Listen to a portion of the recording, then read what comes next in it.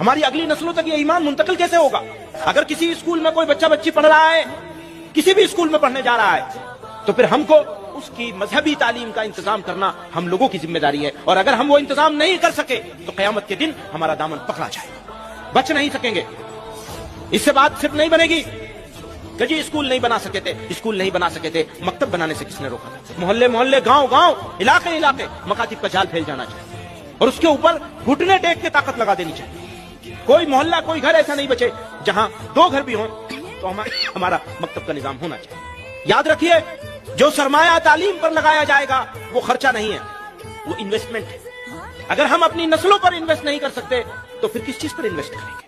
آپ لوگ ارادہ کر لیں گے تو انشاءاللہ اسلامی ماحول میں عصری تعلیم کے بہت سارے ادارے تھوڑے سے دنوں میں آپ لوگ قائم کر سکتے ہیں اور کامیاب کر کے چلا بھی سکتے ہیں۔ بس ارادہ کرنے کی دیر ہے۔